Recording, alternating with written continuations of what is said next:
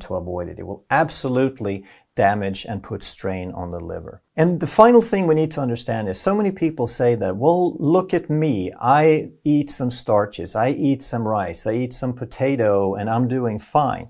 And that's true. And we have to understand there's a big difference between reversing a condition and maintaining health.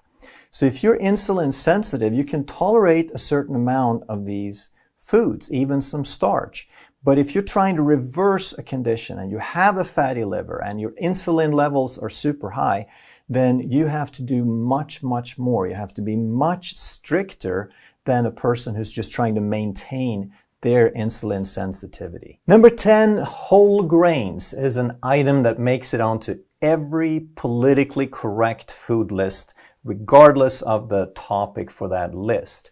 But is that a health food? Is it a superfood? Well, most of the time when they promote whole grains, all they're saying is that it's better than.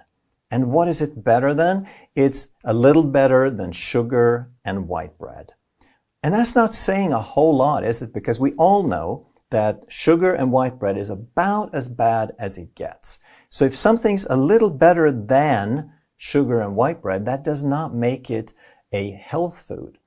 In fact, grains have a little bit of fiber and protein and so forth, but most of it is pure glucose.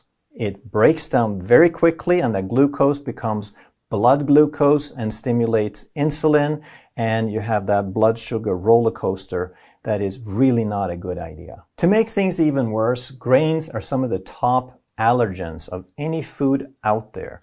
There's so many people, the majority of people are sensitive to wheat. A lot of people are sensitive to gluten. Some people are sensitive to rice and oats and so forth. But it's very, very common. So because of this, we're going to give this food a